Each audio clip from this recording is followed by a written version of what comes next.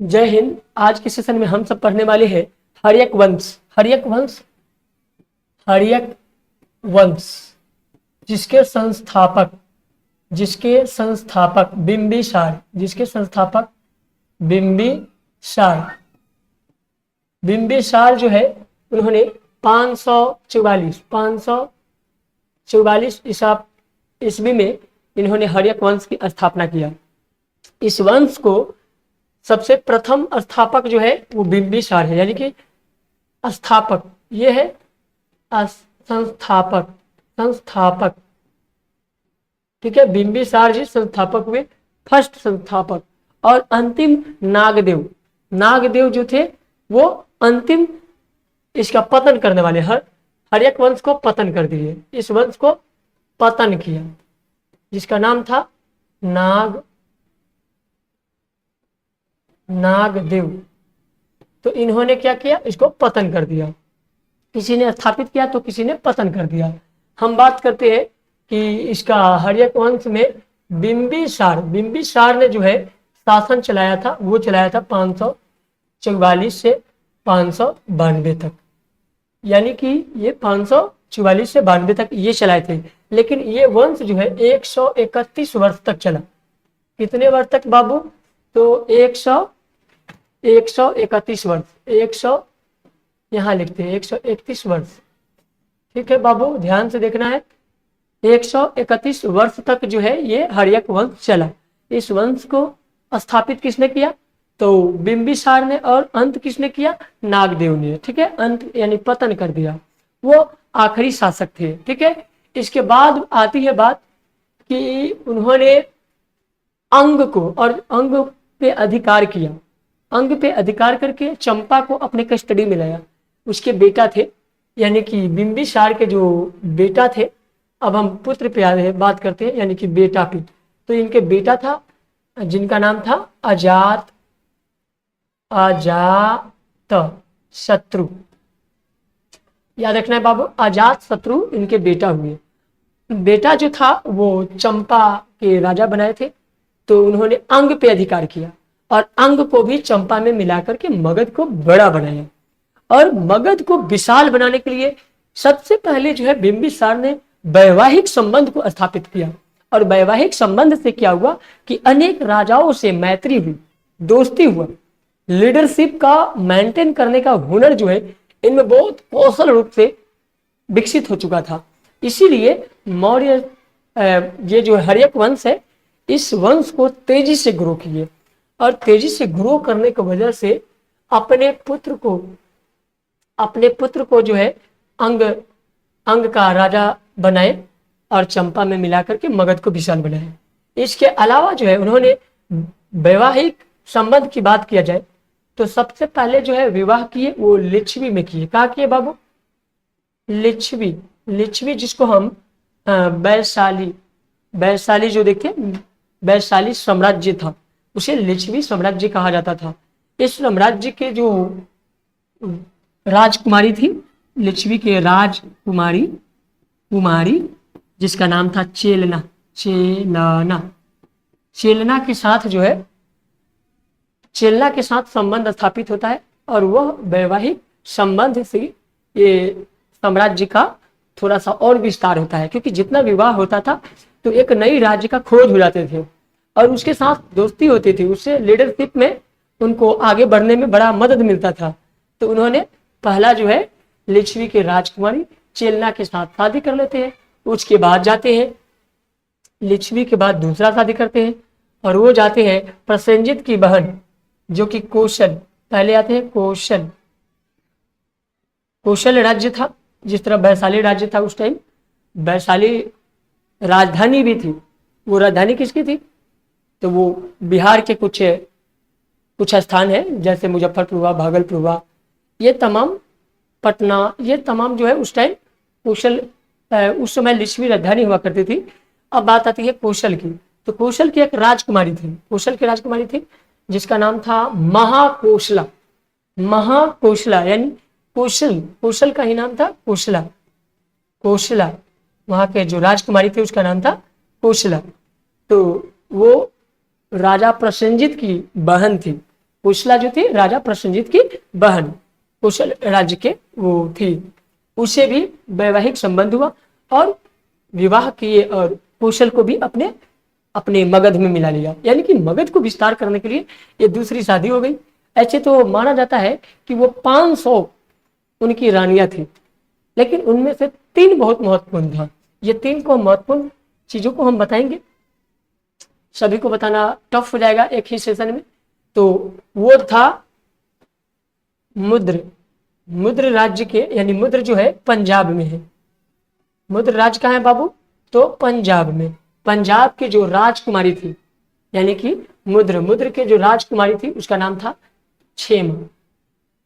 क्षेमा, तीसरा विवाह क्षेमा के साथ होता है और क्षेमा से विवाह करके पंजाब को भी अपने राज्य में मिला लेते हैं, यानी कि मुद्र को भी अपने राज्य में मिला करके एक बेहद ऊंचाई वाला जो है ना राज्य को स्थापित करते हैं। यानी कि हर्यक वंश में बिंबिसार का जो भूमिका है ये शादियों विवाहों से एक विशाल विशाल बनते जा रहा था। इस तरह से उन्होंने विवाह किया और इस वंश को तेजी से गुरु किया। उस समय 8 प्रकार के विवाह होते थे। कितने प्रकार के बाबू? 8 प्रकार के विवाह होते थे। 8 प्रकार में नंबर 1 था ब्रह्म, जिसको हम ब्रह्म विवाह, जो हम पंडितों के साथ जो विवाह होते हैं आज भी, वो ब्रह्म विवाह आज भी प्रचलित है। उसी तरह दूसरा था जिसका नाम था आर्म विवाह। आर्म विवाह जो आर्य समाज के टाइप के हुआ करते थे उस टाइम भी।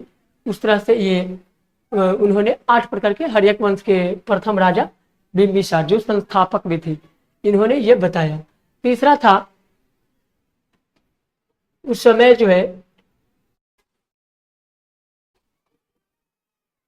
डिकॉर्ड प्रकार के विवाह होते थे। ठीक है, उसके बाद जो होता था ये विवाह, मैंने इतना जानिए कि विवाह जो है मुख्य रूप से कई थे और उन तमाम विवाह के कार्यक्रम उस टाइम जो ना हुआ करते थे। विवाह के मुख्य रूप से नाम हम बता देते हैं, ब्रह्म विवाह, दैव विवाह, आर्ष विवाह। दैव विवाह, ये दैव थे, दैव विवाह। ठीक है, ये रिकॉर्ड को हम दैव विवाह के नाम से जानते हैं। तो ये हो गया 1 2 3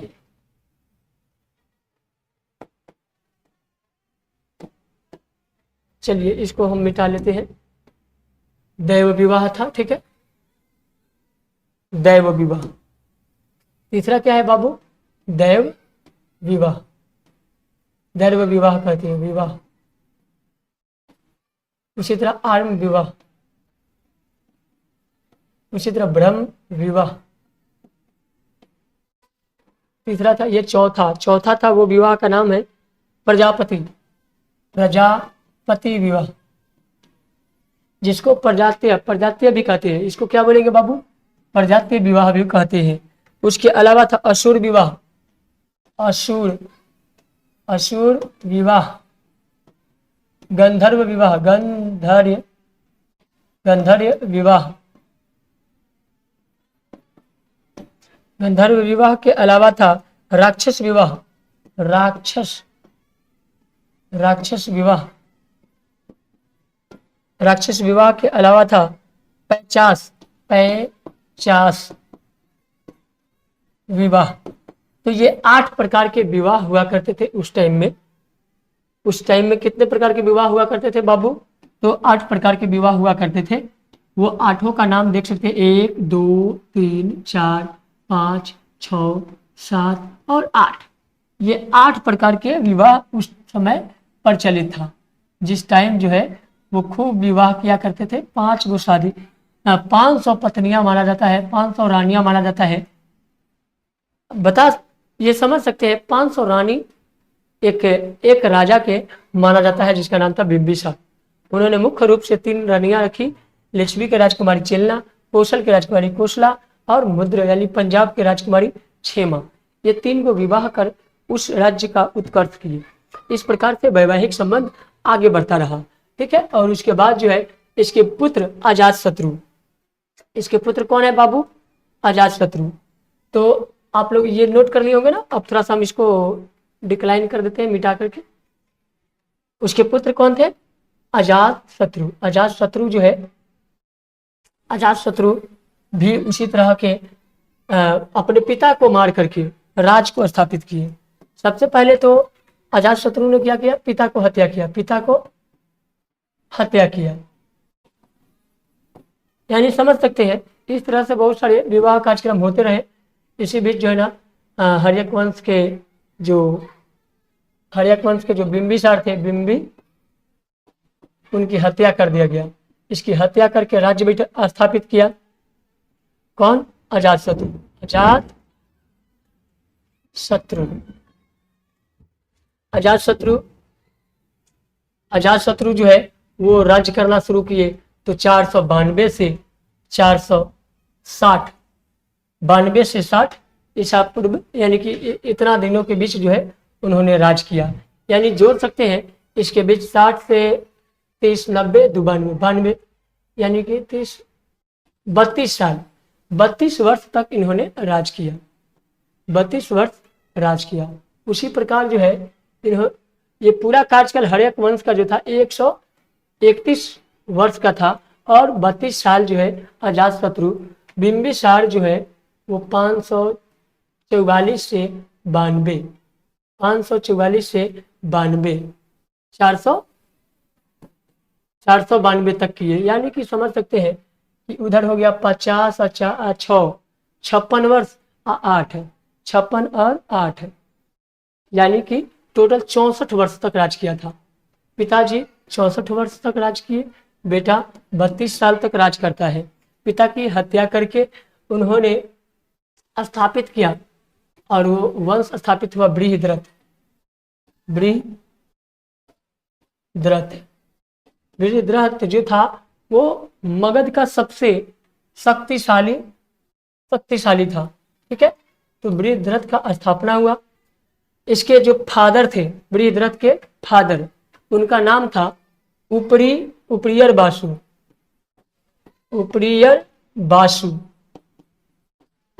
बृहद्रथ के पिता कौन थे?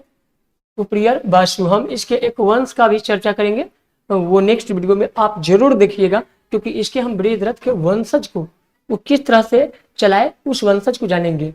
इसमें हम क्या सीखेंगे? उपरियर बासु जी को, इन्होंने जो है पटना जो राजधानी है गिरिब्रज, क्या बोलते हैं उसको बाबू? गिरिब्रज, राजगीर को बोलते हैं गिरिब्रज। ठीक है, गिरिब्रज यानी कि राजगीर, इसको बोलते हैं राजगीर, जो आजकल ना हम नालंदा विश्वविद्यालय जाते हैं दर्शनीय स्थल के लिए, और वहीं पे है गिरिब्रज। तो गिरिब्रज जो है ये स्थापित उपरियर बासु जी ने किए थे। ठीक है, इसने राजधानी बनाया। क्या बनाया बाबू? राजधानी। इसकी स्थापना की है किसने? गिरिब्रज की स्थापना। तो गिरिब्रज की स्थापना जो किए थे उपरियर बासु जी ने किए थे। बासु जी ने स्थापना किया इस स्थल को। और लास्ट जो था, यानी कि हर्यक वंश में जो लास्ट राजा होते हैं उसका नाम रहता है लास्ट, यानी कि अंतिम राजा, उसका नाम है रिपुंजय। कौन है बाबू? रिपुंजय जी जो है राजा बने। और इनको जो रिपुंजय जी को जो मारा और हर्यक वंश को जो खत्म किया, उसका नाम भी नोट कर लेंगे तो अच्छा रहेगा, पुलिका, जिसको हम पुनिका भी कहते हैं। पुलिका, इन्होंने ही रिपुंजय को मारा और उसके वंश को खत्म कर दिया, यानी कि हर्यक वंश को खत्म कर दिया। ठीक है, इस तरह से पुनिका ने मारा, और उसके बेटा रिपुंजय जो है पुनिका ने मारा, और इसका बेटा, इसका पुत्र का नाम था प्रघोत। प्रघोत ने राजधानी बनाया, जिसका नाम पड़ा प्रघोता वंश। वंश। तो प्रघोत को मारकर प्रघोता वंश स्थापित किया। अगर आप लोगों को नहीं दिख रहा होगा तो यहाँ पे लिख देते हैं प्रघोता वंश। किसको मारा? याद रखना है बाबू, पुलिका रिपुंजय को मारा। रिपुंजय को मारा और इसके वंश को छीन लिया। इसको छीना वंश को कौन? पुलिका ने। और पुलिका के बेटा प्रघोत ने स्थापित किया प्रघोता वंश। कौन वंश? प्रघोता वंश। प्रघोता वंश को स्थापित करके उन्होंने राज्य को चलाना शुरू किया। यहाँ से वंश बदल जाता है। तो इस प्रकार से हर्यक वंश के राजा यानी कि बिंबिसार उन्होंने स्थापित किया और उस राज्य को चलाया। उसके बाद उनके ही पिता उन्हीं को हत्या किया और उन्हीं को हत्या करके फिर वंश को आगे बढ़ाने की कोशिश किया। इस तरह से देखा जाए कि अंग पे अधिकार किया और इसे चंपा में अपने पुत्र अजातशत्रु के अधीन किया। बताइए, चंपा पे अधिकार किए कौन? तो बिंबिसार जी। चंपा पे अधिकार किए और अधिकार करके पुत्र को वहां राजा बनाए और अंग में मिला लिया। अंग राज्य में मिलाया था और उसको जो है बाद में जो है मगध में मिलाया। और इस तरह से उन्होंने मेहनत किया, खूब जान लगाया, बेटे को आगे बढ़ाना चाहा, लेकिन बेटा गैरदार निकल गया, सत्ता से ही निर्वासित कर दिया, उसे मार करके खुद राजा बन गया। तो इस तरह से हर्यक वंश में जो है राज चला। यह जो ऋग वेद में भी मिलता है, बृहद्रथ की बात और इन कहानियों की बात उसमें भी मिलता है। ठीक है। उपरीचर